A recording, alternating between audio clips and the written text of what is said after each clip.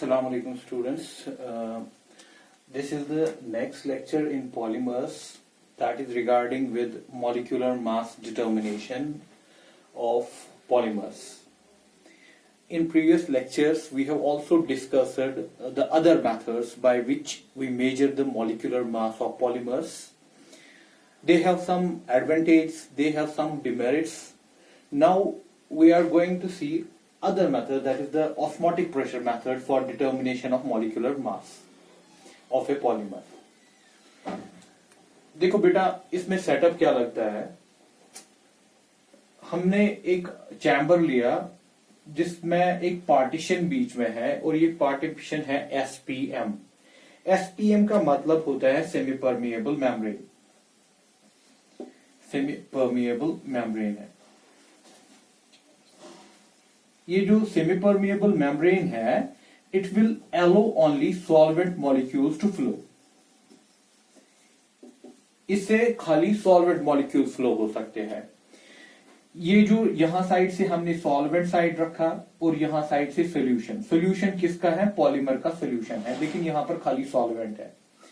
Obviously अगर हम देखेंगे ये एसपीएम से क्या होगा, सॉल्वेंट मॉलिक्यूल फ्लो होंगे इस साइड से इस साइड.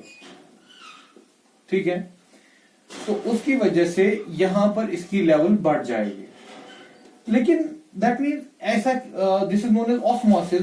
जो हम ये कह रहे हैं, this an actual definition of osmosis. Osmosis कहता है the flow of the solvent molecules from high solvent side to the low solvent side. अगर हम यहां पर खाली सॉल्वेंट रख रहे हैं, मतलब सॉल्वेंट यहां ज्यादा है. ये सोल्यूशन है. द सोल्यूशन का मतलब कि इसमें solvent as compare to this कम होगा. So there is a flow of solvent molecules from this pure solvent side to the polymer side, जिसको हम ऑस्मोसिस कहते हैं. ऑस्मोसिस हमें समझाता है कि जो आपका सॉल्वेंट मॉलिक्यूल्स है वो फ्लो होगा from high side to the low side. ठीक है, वो हो गया नॉर्मल ऑस्मोसिस. लेकिन ऑस्मोसिस के पीछे वजह क्या होती है, क्यों ये मॉलिक्यूल्स यहां से यहां आते हैं? ये मॉलिक्यूल्स इसलिए आते हैं, हम कहते हैं कि जैसे कि इनके पीछे कोई प्रेशर है. ये जो मॉलिक्यूल्स यहां से यहां जा रहे हैं ना, इनके पीछे कोई प्रेशर है जिसको हम ऑस्मोटिक प्रेशर कहते हैं. उस ऑस्मोटिक प्रेशर की वजह से ये यहां आ रहे हैं.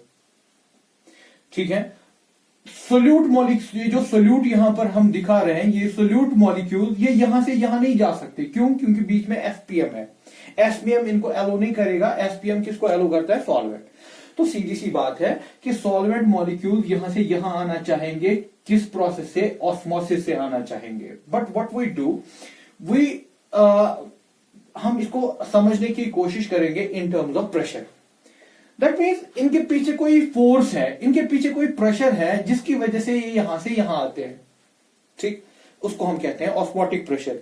The pressure due to which the solvent molecules flow from this side to this side is known as osmotic pressure. उसको हम osmotic pressure कहते हैं. अगर आपको ये मेजर करना है, अगर आप इस osmotic pressure को मेजर करना चाहते हो, so you can measure it. आप क्या कीजिए, देखिए यहां पर आप एक पिस्टन लगा दीजिए.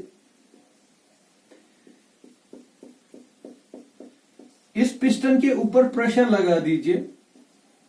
चलिए मैं प्रेशर लगा रहा हूं पाई. This is pressure. आपको इतना प्रेशर लगाना है कि कोई भी मॉलिक्यूल इस साइड से इस साइड नहीं आए. वो कैसे पता चलेगा आपको कि आपको कितना प्रेशर लगाना है? आपको एक कोशिश करनी है कि दैट मीन जो इसकी लेयर थी, जो इस यहां पर जो सॉल्यूशन साइड की जो लेयर बनी थी, लास्ट लेयर, टॉप लेयर, वो कांस्टेंट रहनी चाहिए, वो चेंज नहीं होनी चाहिए. अगर वो चेंज नहीं हुई, दैट मीन्स आपने इनको रोक दिया.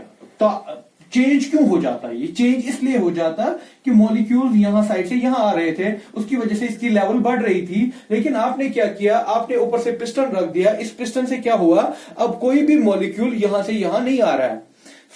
कितना प्रेशर आपको लगा, उसमें आपको कुछ प्रेशर लगा होगा, उसी का नाम अपने ऑस्मोटिक प्रेशर रख दिया. तभी हम इनडायरेक्टली ऑस्मोटिक प्रेशर को ही मेजर कर रहे हैं. तो इन शॉर्ट ऑस्मोटिक प्रेशर को मेजर करना उतना मुश्किल नहीं है. It is one of the easy technique by which we can measure easily this osmotic pressure.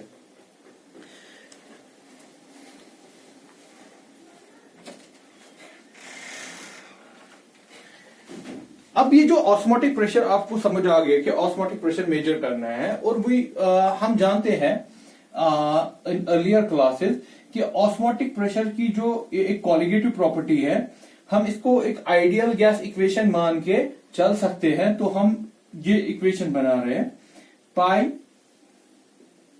We is equal to nRT। This equation is analogous to ideal gas equation. Pi क्या है, यहां पर हम पाई से हम प्रेशर दिखा रहे हैं, osmotic pressure, V volume, N number of moles, R gas constant, T temperature. अब थोड़ा सा मैं इसको मॉडिफाई करूं, N by V R T. N by V क्या हो गया, number of moles divided by volume, that is the concentration.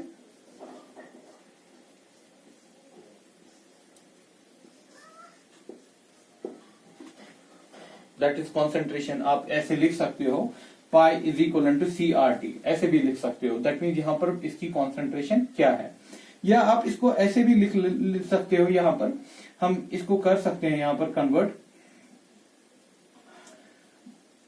अगर मैं इस सी को पूरा देख लीजिएगा,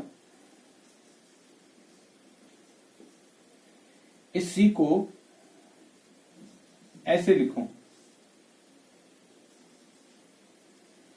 या हम इसी इक्वेशन को, ये जो आपकी इक्वेशन फर्स्ट है, इसको इक्वेशन सेकंड रखिए। Equation first can also be written as, equation first को आप ऐसे भी लिख सकते हो, equation first can also be written as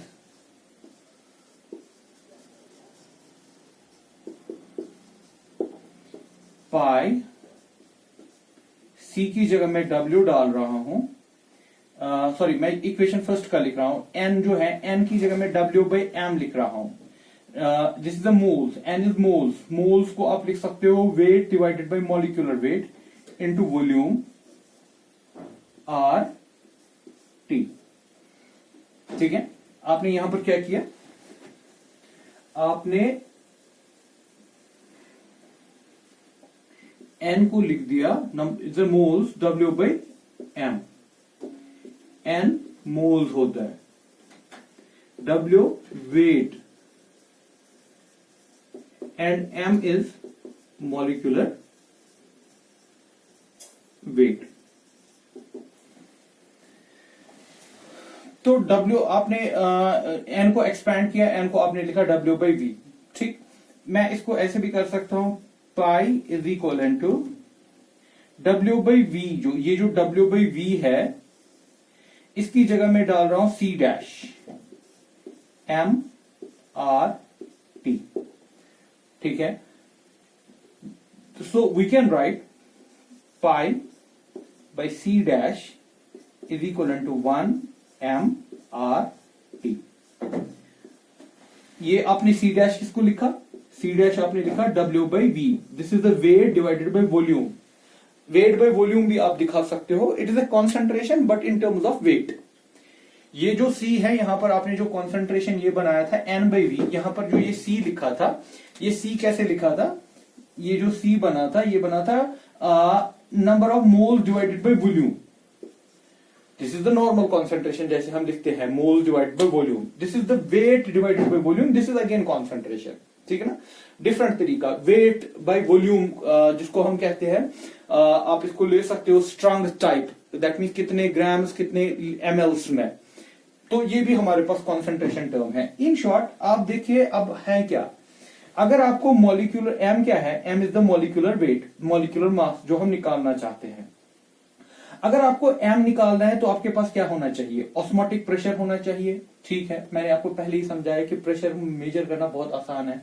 आपके पास C डैश होना चाहिए, दैट इज C डैश क्या है, वेट बाई वॉल्यूम। आपने कितना वेट लिया है सोल्यूट का, आपने वेट सोल्यूट का कितना लिया है, वॉल्यूम कितना है इसका, वो आपको लेना है। R is the gas constant. Again I am writing what R is gas constant, जिसका वैल्यू हमें पता है। R का वैल्यू जो हमें पता होता है, R होता है हमारे पास 0.0821 ग्राम्स 0.0821 है हमारे पास, जो लीटर एटमॉस्फेयर में इसका यूनिट है 0.0821 लेना है। T is a temperature. R मुझे पता, टी मुझे पता, पाई निकालना बहुत आसान। सी डैश वेट कितना है पॉलीमर का, डिवाइड वॉल्यूम कितना आपने लिया होगा, you can easily calculate the molecular मास। लेकिन दिस इज, ये जो सारा आपने लगाया ना, ये आपने लगाया कहां पर, जहां पर आपका सोल्यूशन आइडियल है। ये जो बेटा आपने लगाया ना, ये सारी equation for ideal solution. Ideal solution होता है जहां पर ये जो आपको एक मॉलिक्यूल पॉलीमर का दिखता है और दूसरा मॉलिक्यूल पॉलीमर का दिखता है, इनके बीच में कोई इंटरेक्शन नहीं होती है। जब इंटरेक्शन नहीं होती है तो हम कहते हैं कि आइडियल सोल्यूशन है। तो आइडियल सोल्यूशन में आप इजीली ये राइट अप कर सकते हो, ऐसे ही, ऐसे इसका मॉलिक्यूलर मास निकाल सकते हो। देखो मुझे एम निकालना है, बाकी चीजें मुझे पता होंगी तो मैं एम को आराम से निकाल सकता हूं। लेकिन अगर आइडियल सोल्यूशन नहीं होगा तो आप क्या करोगे? अगर आपका नॉन आइडियलिटी है, और मोस्ट ऑफ द टाइम्स आपके पास नॉन आइडियलिटी ही होगी, क्योंकि आइडियलिटी तो बहुत ही मुश्किल है अचीव करना। For non ideality, for non ideal solutions आप क्या करते हो? फॉर नॉन आइडियल सॉल्यूशंस देखिए आप क्या करते हो, आप इसी इक्वेशन को ऐसे लिख रहे हो, pi by C is equal to 1m, ऐसे ही था ना, मॉलिक्यूलर मास m और था RT। मैं RT को यहां लिख रहा हूं ऐसे, RT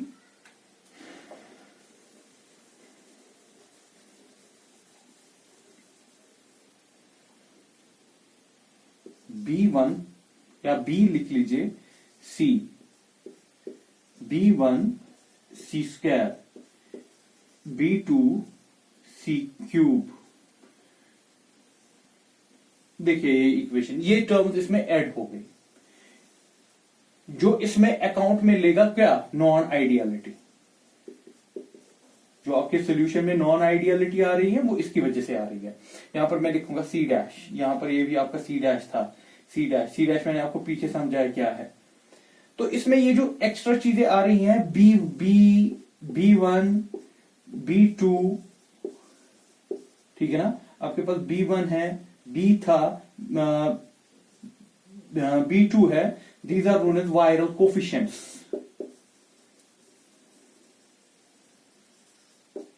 ठीक है, तो आपको ये टर्म्स भी ढूंढनी पड़ेंगी, तब आप मॉलिक्यूलर मास निकाल सकते हो। हाँ, अगर आप एक कोशिश करोगे, if solution is dilute, if solution is dilute, then dilute का मतलब कॉन्सेंट्रेशन कम लिया है, ये जो सी डैश आपने लिया है ये कम लिया है, देन हायर पावर टर्म्स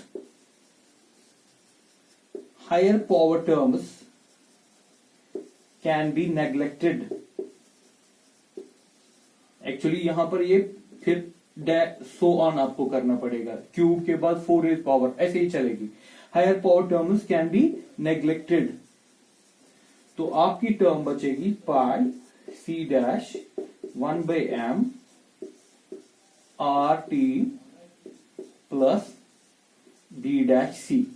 ये जो बाकी टर्म्स हैं आपने इनको नेग्लेक्ट कर दिया, अगर क्योंकि कॉन्सेंट्रेशन अगर डाइल्यूट है, डाइल्यूट का मतलब कि कॉन्सेंट्रेशन कम है। जब कम टर्म पे स्क्वायर लगा देंगे ना तो वो और ज्यादा कम होगा। जैसे कि फॉर एग्जांपल अगर आप 0.1 पे स्क्वायर लगा देंगे, 0.1 का स्क्वायर बन जाएगा 0.01, तो उससे भी कम। ठीक है, तो जितना ये कम टर्म होगा तो ये और ज्यादा कम हो जाएगा। तो हम क्या करते हैं, हम इन टर्म्स को नेग्लेक्ट करते हैं, तो हमारे पास खाली इतनी इक्वेशन बचेगी। फिर भी इसमें बी आपका है, आपका बी है और यहां पर सी डैश रहेगा। तो this is for the non ideal case, and that जो अर्लियर देखा हमने वो आपका आइडियल है। ये निकालना भी हमारे लिए उतना मुश्किल नहीं है। हम इसको देखिए कैसे निकालते हैं फिर नॉन आइडियलिटी को देखने के लिए।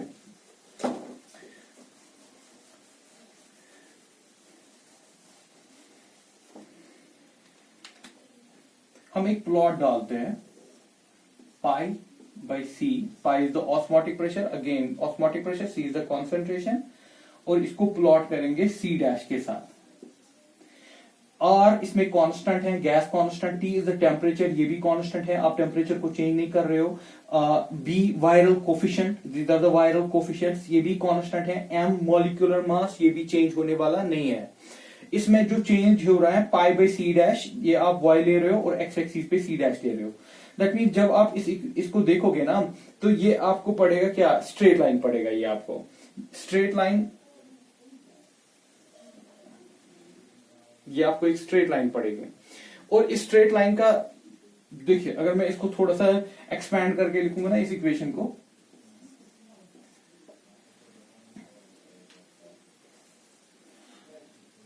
इस इक्वेशन को मैं थोड़ा सा ठीक से लिख रहा हूं फिर से। हम इसको लिख सकते हैं pi by C dash R T by M plus B dash B C dash by M लिख सकते हैं। ग्राफ किसमें डाला आपने, इसमें और इसमें। This is y, this is your x, ठीक। ये जो बाकी बचा दिस इज स्लोप, ये आप सॉरी दिस इज इंटरसेप्ट, ये आपका इंटरसेप्ट होगा। जब स्ट्रेट लाइन पड़ेगी तो ये आपका इंटरसेप्ट होगा।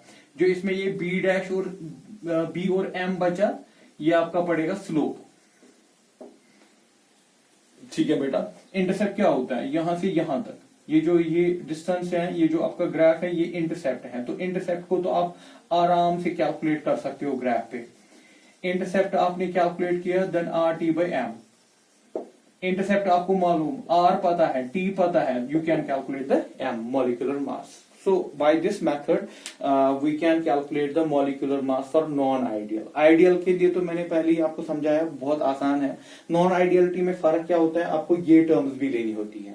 लेकिन अगर आप थोड़ा सा कंट्रोल करोगे, आप डाइल्यूट सॉल्यूशन लोगे, तो ये हायर टर्म्स नेग्लेक्ट हो जाएंगी। तो आपका खाली क्या रह जाएगा, बी सी डैश। ठीक है, रहने दीजिए, बी सी डैश से हमें कोई फर्क नहीं पड़ेगा, क्योंकि मेजर जो हम करेंगे ना, हम करेंगे फिर ऑस्मोटिक प्रेशर, और सी डैश होता है कॉन्सेंट्रेशन, W बाई V।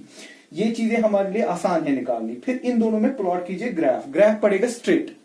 जब ग्राफ स्ट्रेट पड़ेगा, उसका इंटरसेप्ट निकालिए। इंटरसेप्ट से आप, इंटरसेप्ट किसके बराबर होगा, आर टी बाई एम। इस इक्वेशन को देख लीजिए, R T by M intercept होगा।